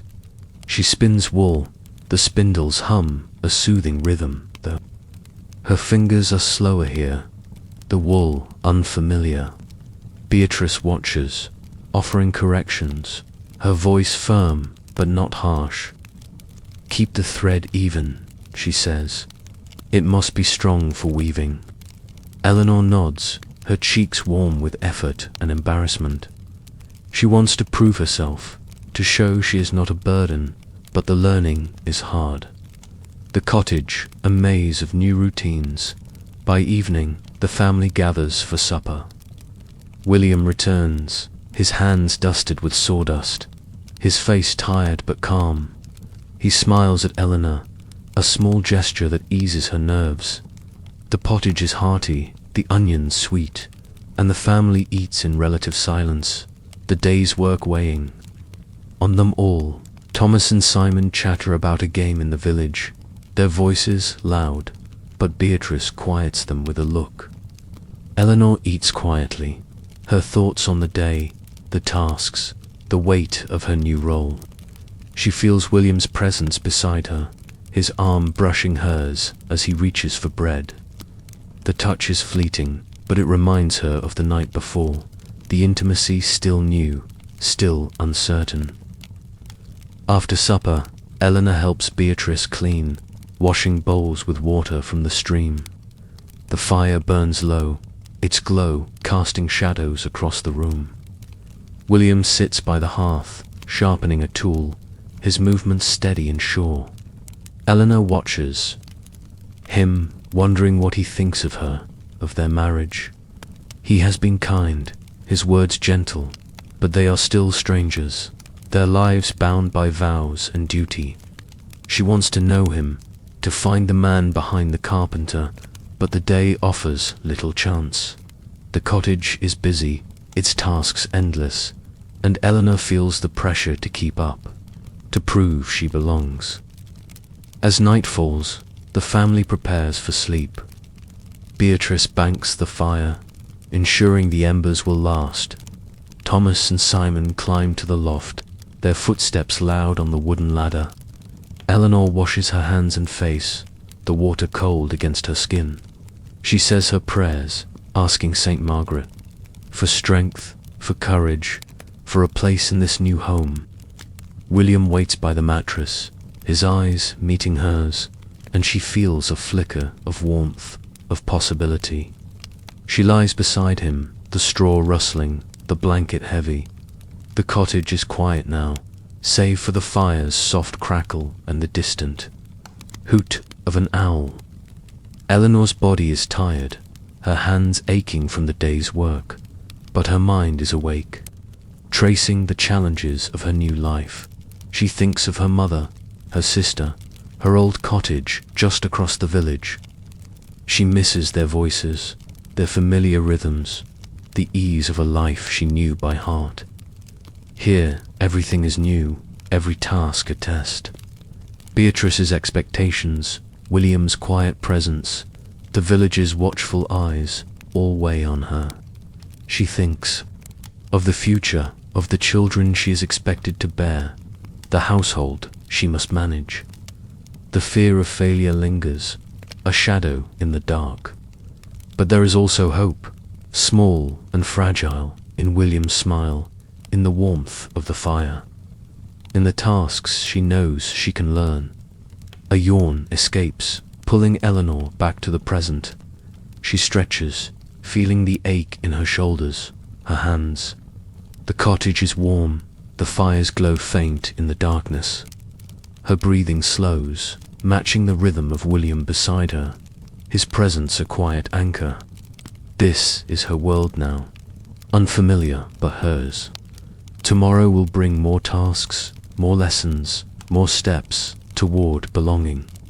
For now, she lets herself sink into the straw, into the quiet, into the hope that she will find her place. Sleep begins to tug at her, softening the edges of her fears.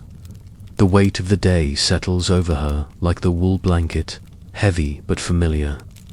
Her thoughts drift, blending the reality of this new cottage with the life she is building. The fire pops softly, a reminder of life's continuity. Eleanor's eyelids grow heavy, her body sinking deeper into the mattress. This is it, just like that, letting the worries slip away, carried by the gentle rhythm of her breath. The world outside fades, the stars unseen through the thatched roof, as Eleanor drifts toward dreams, caught between the life she left and the one unfolding before her.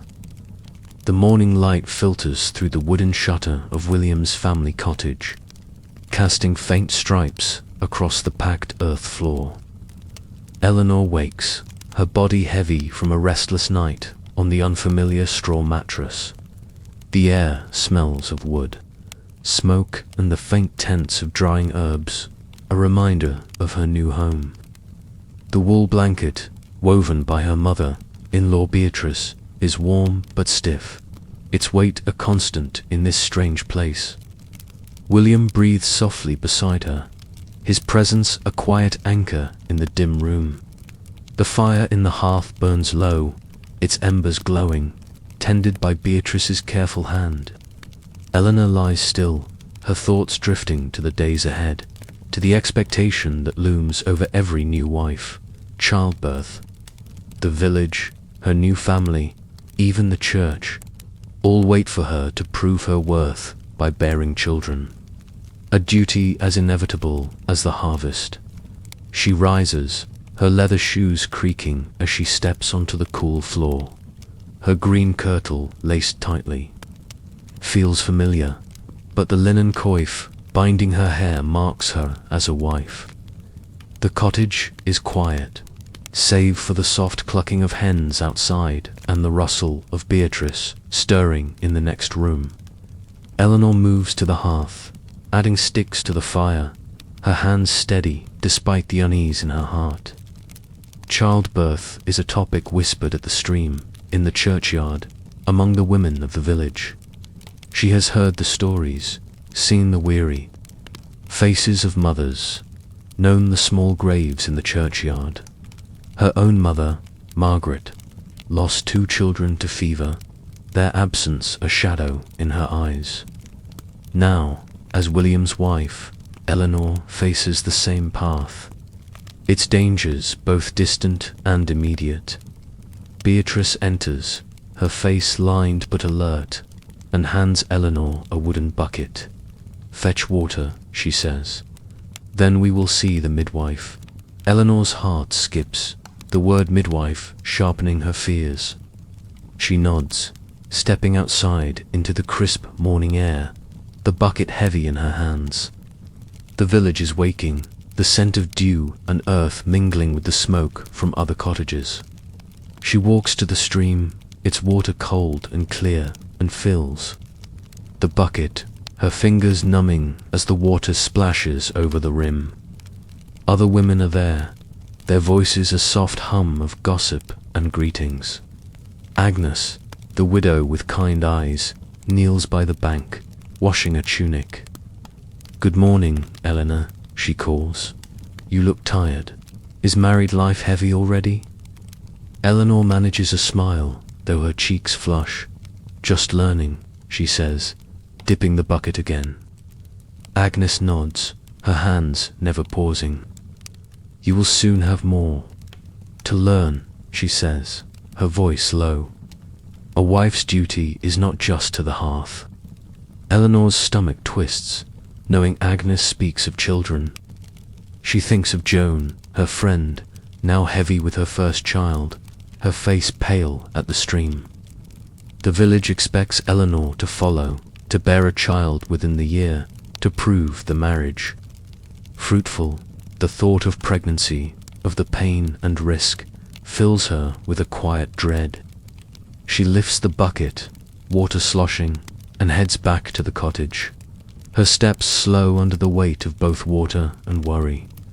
Inside, Beatrice is kneading dough, her hands dusted with flour. The fire is stronger now, its warmth filling the cottage. Eleanor sets the bucket by the hearth and takes up a broom, sweeping the floor as Beatrice directs. The task is familiar, but the cottage's larger space makes it daunting. The corners holding dust she must learn to find. Beatrice's eyes follow her, assessing her work, her silence a judgment in itself. Eleanor sweeps carefully, her thoughts on the midwife, on what the visit will mean. She knows little of childbirth, only what she has seen, the cries of women in labor, the blood, the prayers to Saint Margaret. Her mother taught her to brew herbal teas for fever, to bind wounds, but childbirth is different. Its mysteries guarded by midwives and mothers. After sweeping, Beatrice leads Eleanor to the midwife's cottage, a small dwelling near the church, its walls hung with drying herbs. The air inside is thick with the scent of chamomile, lavender, and rosemary, their leaves bundled and strung from the beams. The midwife, Ellen, is an older woman, her hair grey beneath her coif, her hands steady from years of work. She greets them with a nod, her eyes sharp but kind. "Sit," she says, gesturing to a wooden bench. Beatrice sits beside Eleanor, her presence a reminder of the family's expectations. Ellen stirs a pot over her fire, the steam carrying a bitter herbal scent. "You are newly wed, Eleanor," she says. "We must prepare you." Eleanor's heart races, her hands clasped tightly in her lap. Prepare for what? She wants to ask, but the words stick in her throat. Ellen speaks plainly, her voice calm but firm. "A wife must bear children," she says. "It is God's will and the village's need, but it is not easy. There is pain, and sometimes danger." Eleanor listens, her breath shallow, as Ellen describes the stages of labor, the herbs that ease pain, the prayers that call on Saint Margaret for safety. She speaks of bleeding, of fevers, of babes who do not breathe. Eleanor thinks of the churchyard, its small stones marking lost children, and her chest tightens. She is helped with births, holding a mother's hand, fetching water, but to face it herself feels overwhelming. Ellen hands her a small bundle of herbs, their leaves dry and fragrant. Chamomile for calm, she says, raspberry leaf for strength. Keep these, and come to me when the time comes. Eleanor takes the bundle, her fingers brushing the rough leaves, their scent grounding her. Beatrice nods, her face unreadable, and Eleanor wonders what she endured in her own births. William and his brothers survived, but were there others, lost to fever or weakness? The question feels too personal, too raw, and Eleanor stays silent. Ellen continues, her voice softer now. You are young, Eleanor, strong, trusting God and in me. But the words, meant to comfort, only deepen her fear. Strength may not be enough. Back at the cottage, Eleanor helps Beatrice prepare pottage, chopping onions and carrots from the garden. The familiar task steadies her, the knife's rhythm a counterpoint to her racing thoughts. The cottage smells of smoke and herbs, the fire's warmth a small comfort. Beatrice is quiet, her hands busy with dough, but Eleanor feels her presence. Her expectations, a wife must be ready, not just for cooking or spinning, but for the trials of motherhood.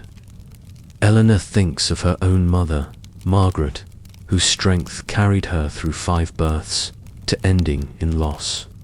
She wants to be like her, to face the future with courage, but the fear of pain, of death, of failing her new family lingers like a shadow. The afternoon brings more tasks. Eleanor spins wool, the spindles hum a familiar comfort. Though the wool is coarser than her mother's, its texture new under her fingers. She sweeps the yard, scatters grain for the hens, milks the cow, her hands learning the animals. Rhythm, each task is a step toward belonging, but the cottage still feels foreign, its corners unfamiliar, its routines a puzzle she must solve. Beatrice corrects her gently, showing her how to store the milk, how to season the pottage. Eleanor listens, her cheeks warm with effort and embarrassment, wanting to prove she is capable, that she is not a burden to this family. As evening falls, the family gathers for supper. William returns from the workshop, his hands dusted with sawdust, his face tired but calm. He smiles at Eleanor, a small gesture that eases her nerves. His brothers, Thomas and Simon, chatter about the day, their voices loud in the quiet cottage. Beatrice serves the pottage, its steam rising in the cool air, and Eleanor eats. The flavors familiar but different, the herbs a touch stronger than her mother's. She feels William's eyes on her, his presence a quiet question. Does he think of children too? Does he feel the same weight she does? She wants to ask, to share her fears, but the words feel too heavy. The moment to new. After supper, Eleanor helps Beatrice clean, washing bowls with water from the stream. The fire burns low, its glow casting shadows across the room. William sits by the hearth, carving a small piece of wood, his movements steady and sure. Eleanor watches, the knife's soft scrape a soothing sound. She wonders what he is making, if it is for her, for the household, for trade. The cottage is quiet now, save for the fire's crackle and the boy's footsteps in the loft. Eleanor feels the weight of the day, the tasks, the midwife's words, the expectation of children. She thinks of Joan, her friend, whose pregnancy is a visible reminder of what lies ahead. She thinks of the churchyard, its stones a silent warning. As night falls, the family prepares for sleep. Beatrice banks the fire, ensuring the embers will last. Eleanor washes her hands and face, the water cold against her skin, and says her prayers, her voice a whisper in the dark. She asks Saint Margaret for strength, for safety, for a child who will live. William waits by the mattress, his eyes meeting hers, and she feels a flicker of warmth, of possibility. She lies beside him, the straw rustling, the blanket heavy. The cottage is quiet, the fires glow faint, the air thick with the scent of wood and herbs. Eleanor's body is tired, her hands aching from the day's work, but her mind is awake, tracing the fears of childbirth, the weight of her new role. She thinks of her mother, her sister, her old cottage, now so far away. She misses their voices, their warmth, the ease of a life she knew. Here, every task is a test, every glance a judgment. Beatrice expects her to learn, to work, to bear children. The village expects her to prove her worth, to bring new life to the carpenter's family. And William, what does he expect? A wife, a mother, a partner in this hard life. Eleanor wants to be enough, to be strong, but the fear of childbirth, of pain, of loss, presses against her heart. She thinks of Ellen, the midwife, her hands steady, her herbs fragrant. She thinks of the prayers, the herbs, the hope that she will survive what lies ahead. A yawn escapes, pulling Eleanor back to the present. She stretches, feeling the ache in her arms, her hands. The cottage is warm, the fires glow soft in the darkness. Her breathing slows, matching the rhythm of William beside her, his presence a quiet anchor. This is her world now, unfamiliar, but hers. Tomorrow will bring more tasks, more lessons, more steps toward belonging. For now, she lets herself sink into the straw, into the quiet, into the hope that she will find courage. Sleep begins to tug at her, softening the edges of her fears. The weight of the day settles over her like the wool blanket, heavy but familiar. Her thoughts drift, blending the reality of this new cottage with the life she is building. The fire pops softly, a reminder of life's continuity. Eleanor's eyelids grow heavy, her body sinking deeper into the mattress. This is it, just like that, letting the worry slip away, carried by the gentle rhythm of her breath. The world outside fades, the stars unseen through the thatched roof. As Eleanor drifts toward dreams, caught between the life she has and the one waiting to unfold. As the fire in William's cottage burns low, Eleanor lies on the straw mattress, the wool blanket heavy and warm. The air smells of wood smoke and herbs, a quiet reminder of her new life. The village sleeps, its voices silent, the stars hidden. Beyond the thatched roof, Eleanor's journey, from a nervous bride to a wife finding her place, weaves through the hardships of medieval life. She faced the fear of her wedding night, the weight of a new household, the looming burden of childbirth. Yet, in the small moments, stitching a dress, sharing a smile with William, she found resilience, a strength shared by women across centuries. Her world, so far from yours, holds echoes of hope, love, and courage that linger in your heart as you listen, cozy in your modern bed. Imagine Eleanor now, her breathing slow, matching the rhythm of the fading embers. The cottage is quiet, William's steady breath beside her, the straw rustling softly. She is learning, step by step, to carry the weight of her new role, to find joy in the tasks that fill her days.